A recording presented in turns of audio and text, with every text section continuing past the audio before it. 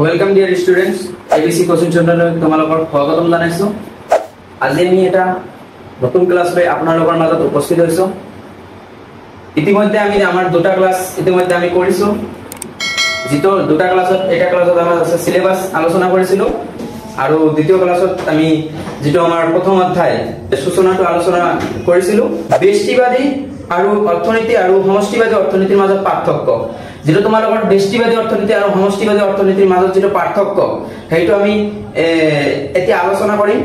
দেখিবলৈ পাই আছে তোমালোকে কি কৈছে, ব্যষ্টিবাদী অৰ্থনীতি আৰু সমষ্টিবাদী অৰ্থনীতিৰ মাজত থকা পাৰ্থক্যবোৰ তলত আলোচনা কৰা হ'ল। এক নম্বৰত তোমালোকৰ দি আছে ব্যষ্টিবাদী অৰ্থনীতিত এজন ব্যক্তি যেনে পৰিয়াল, উৎপাদন, প্ৰতিষ্ঠান, উপভোক্তা ইত্যাদিৰ অৰ্থনৈতিক কাৰ্যকলাপসমূহ অধ্যয়ন কৰা হয়। আমি ব্যষ্টিবাদী অৰ্থবিজ্ঞানত আগতে কৈছো কি কৈছো আমি যে ব্যষ্টিবাদী অৰ্থবিজ্ঞানত আমি কি কৰো, ব্যষ্টিবাদী অৰ্থবিজ্ঞানত আমি পৰিয়াল, যিবিলাক আমাৰ উৎপাদন প্ৰতিষ্ঠান, যিবিলাক আমাৰ উপভোক্তা ইত্যাদি আমি অৰ্থনৈতিক কাৰ্যকলাপসমূহ যেন ধৰি লোৱা মই এজন ধৰি লোৱা উপভোক্তা। মই বজাৰত গৈ কি কোনটো দামত কি আমাৰ সামগ্ৰী কিনিম, মই 1 কেজি আলু কিনিবলৈ কিমান দাম দিম, মই ধৰি লোৱা মোৰ হাতত 10 টকা আছে, 10 টকাৰ মোৰ এতিয়া খুব গৰম লাগিছে, তাৰমানে মই 10 টকাৰে কি কৰিম, 10 টকাৰ মোৰ এই পেকেট বিস্কুট ল'ব পাৰো, মেৰি বিস্কুট ল'ব পাৰো, এটা ঠাণ্ডাৰ বটলো কিনিব পাৰো 10 টকাৰে। তেনেহলে মই কি কৰিম, এতিয়া মই মোৰ যেটো আমাৰ সন্তুষ্টি আছে, সন্তুষ্টি বেছি কৰিবলৈ হলে মই কি কৰিম, এটা ঠাণ্ডাৰ বটলে কিনি খাম। এই বিষয়ে কি কৰা হয়, ব্যষ্টিবাদী অৰ্থনীতিত এজন ব্যক্তি বা পৰিয়ালৰ বা কোনো এটা প্ৰতিষ্ঠানৰ যিবিলাক কাৰ্যকলাপ সেই সম্বন্ধে আলোচনা কৰা হয়। এতিয়া চোৱা আনহাতে কি কৈছে, আনহাতে সমষ্টিবাদী অৰ্থনীতিত সমগ্ৰ অৰ্থনৈতিক কাৰ্যকলাপসমূহ একেলগে অধ্যয়ন কৰা হয়। অৰ্থাৎ কি কৈছে, চোৱা কি কৈছে, ইয়াত চোৱা কি কৈছে, সমষ্টিবাদী অৰ্থনীতিত যেটো সমষ্টিবাদী অৰ্থনীতি আছে আমাৰ সমষ্টিবাদী অৰ্থনীতিত কি কৰে, অৰ্থনীতিটোক সমষ্টিভাৱে আলোচনা কৰা হয়। অৰ্থনীতিত যিবিলাক আমাৰ কাৰ্যকলাপ আছে, অৰ্থনীতিত যিবিলাক আমাৰ কাৰ্যকলাপ আছে, ধৰি লোৱা যিবিলাক আমাৰ জাতীয় উৎপাদন, জাতীয় আয়, যেটা আমাৰ সামগ্ৰিক চাহিদা আছে, যিবিলাক অৰ্থনৈতিক যিবিলাক কাৰ্যকলাপ আছে সেইবিলাকক একেলগে মানে একগোট ভাৱে আমাৰ আলোচনা কৰা হয় আমাৰ সমগ্ৰবাদী অৰ্থনীতি। এতিয়া চোৱা 2 নম্বৰত কি কৈছে, চোৱা তোমালোকে 2 নম্বৰত কি কৈছে, 2 নম্বৰত কৈছে চাহিদাৰ দিশৰ পৰা ব্যষ্টিগত অৰ্থবিজ্ঞানৰ উদ্দেশ্য হল উপভোক্তাৰ তৃপ্তি বা সন্তুষ্টি সৰ্বাধিক কৰা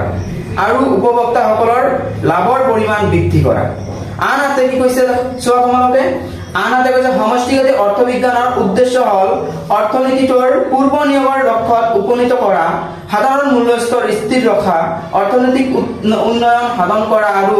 বৈদেশিক বাণিজ্যৰ লেনদেন ভাৰসাম্য বজাই ৰখা। অৰ্থাৎ কি কৈছে, আমাৰ ব্যষ্টিগত অৰ্থবিজ্ঞানত কি কৈছে যে ব্যষ্টিগত অৰ্থবিজ্ঞানৰ আমাৰ উদ্দেশ্য কি, আমাৰ যিটো ভোক্তা আছে, যিবিলাক আমাৰ উপভোক্তা আছে, অৰ্থনীতিৰ যিবিলাক উপভোক্তা আমালোক তোমালোক যিবিলাক এজন যিবিলাক উপভোক্তা আছে, এই উপভোক্তাবিলাকক কি কৰা হয়, যেটো সন্তুষ্টি আছে, যেটো তৃপ্তি আছে, সেইটো তৃপ্তি সৰ্বাধিক কৰা, যেটো আমাৰ ইউটিলিটি বুলি কয়, ইউটিলিটিটো আমাৰ হাই কৰাটো আমাৰ কি, আমাৰ মূল ব্যষ্টিবাদী অৰ্থবিজ্ঞানৰ মূল উদ্দেশ্য। ধৰি লোৱা কি হৈছে, মই অলপ আগতে এটা উদাহৰণ দিলো, 10 টকা আছে মোৰ হাতত, 10 টকাৰ মই এটা বিস্কুট কিনি খাব পাৰো, মোৰ গৰম লাগিছে, মই বিস্কুট কিনি খাব পাৰো, এটা ঠাণ্ডাৰ বটল কিনি খাব পাৰো। তেনেহলে মই কি কৰিম, মোৰ এতিয়া গৰম লাগিছে, মোৰ এতিয়া চিন্তা কৰিব লাগিব মোৰ কোনটো বস্তু কিনিলে ধৰি লোৱা তোমালোকৰ যিটো সন্তুষ্টি আছে, সন্তুষ্টিও বেছি লাভ কৰিম। তেতিয়া মই কি কৰিম, তেতিয়া মই এই ঠাণ্ডাৰ বটলটো কিনি খাম, যাতে মই তৃপ্তিটো মোৰ বেছি হয়। এইবিলাক কাৰ্যকলাপ মানে কত আলোচনা কৰা হয়,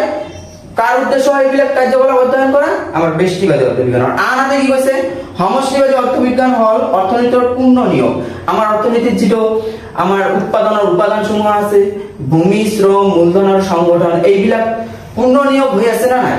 সেইবিলাক আলোচনা কৰে। সাধাৰণ মূল্য স্তৰ, যেটো আমাৰ গোটেই এখন দেশখনৰ বা ৰাজ্যখনৰ আমাৰ বজাৰৰ এখন বস্তুৰ দৰ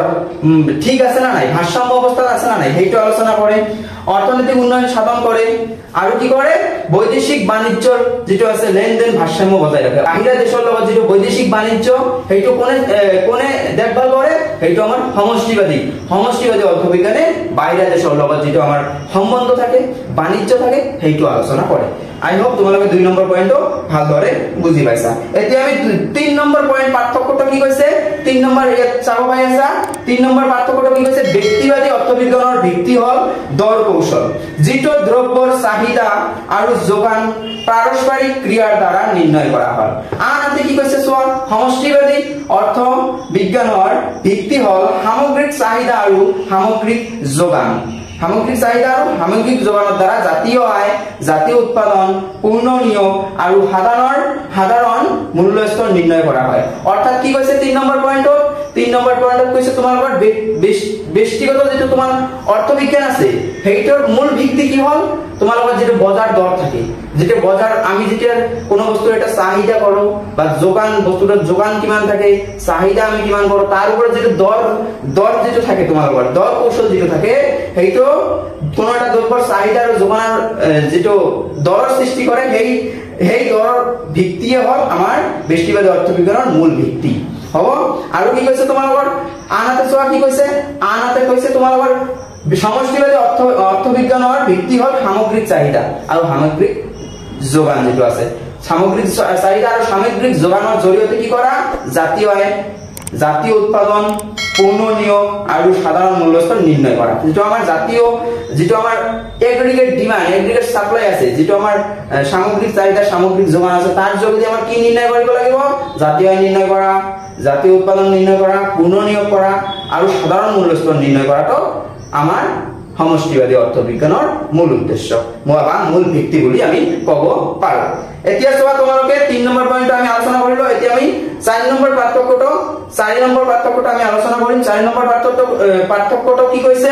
ব্যক্তিবাদী অৰ্থবিজ্ঞানৰ ভাৰসাম্য আংশিক অৰ্থাৎ এখন বজাৰৰ ব্যৱস্থাৰ ভাৰসাম্যৰ আলোচনা কৰা হয় অৰ্থাৎ ব্যক্তিবাদী অৰ্থবিজ্ঞানত কি কৰা হয় ব্যক্তিবাদী অৰ্থবিজ্ঞানত আমি কি কৰো বা ব্যক্তিবাদী অৰ্থবিজ্ঞানত কি কৰা হয় এটা বজাৰৰ ভাৰসাম্য এটা বজাৰত চাহিদা কিমানখিনি বস্তু এটাৰ যোগান কিমানখিনি সেই চাহিদা আৰু যোগানৰ ওপৰত ভিত্তি কৰি যেটো এটা দৰ নিৰ্ধাৰণ কৰা হয় সেই কিমান এই দৰৰ বিষয়ে কি কৰা হয় আমাৰ ব্যক্তিবাদী অৰ্থবিজ্ঞানত আলোচনা কৰা হয় আনহাতে কি হৈছে কিন্তু আনহাতে কি কৈছে সমষ্টিবাদী অৰ্থবিজ্ঞানৰ সাধাৰণ ভাৰসাম্য অৰ্থাৎ সাধাৰণ যেটো ভাৰসাম্য গোটেই বজাৰত যেটো গোটেই এখন দেশখনৰ বজাৰ বা এখন ৰাজ্যখনৰ বজাৰত যেটো চাহিদা আৰু যোগান সমান থাকি যেটো আমাৰ সাধাৰণ এটা ভাৰসাম্য সৃষ্টি কৰে সেই ভাৰসাম্য এই ভাৰসাম্য অৰ্থাৎ সকলো বজাৰৰ ব্যৱস্থা যেটো ভাৰসাম্য একেলগে আলোচনা কৰা হয় সকলো বজাৰৰ যেটো ভাৰসাম্য একেলগে আলোচনা কৰা হয় সমষ্টিবাদী অৰ্থবিজ্ঞানৰ বা ব্যক্তিবাদী অৰ্থবিজ্ঞানৰ মাজত যেটো পাৰ্থক্য এই পাৰ্থক্যৰ দুই নম্বৰ আহিলে তোমালোকে দুটা পইণ্ট লিখিব পাৰা আৰু যদি তোমালোকৰ 4 নম্বৰ আহে বা 5 নম্বৰ আহে তোমালোকৰ এই 4টা পইণ্ট লিখি দিলে তোমালোকৰ হৈ যাব আই হোপ তোমালোকে এই পাৰ্থক্য ব্যক্তিবাদী অৰ্থবিজ্ঞান আৰু সমষ্টিবাদী অৰ্থবিজ্ঞানৰ যেটো পাৰ্থক্য তোমালোকে সুন্দৰভাৱে বুজি পাইছা তো আজি আমি আমাৰ ক্লাছটো ইয়াতে সামৰিবলৈ গৈ আছো আই হোপ তোমালোকে সুন্দৰভাৱে আমাৰ এই যিবিলাক আমি আলোচনা কৰিলো সুন্দৰভাৱে বুজি পাইছা যদি বুজি পাইছা তেনেহলে কি কৰিবা ভিডিওটো বা আমাৰ যেটো ক্লাছটো আছে লাইক কৰিবা আৰু তোমালোকৰ যেটো বন্ধু বান্ধৱী আছে বন্ধু বান্ধৱীৰ লগত শেয়াৰ কৰিবা চেনেলটো সাবস্ক্ৰাইব কৰি ৰাখিবা লগতে বেল আইকনটো প্ৰেছ কৰি ৰাখিবা ধন্যবাদ জয় আই অসম।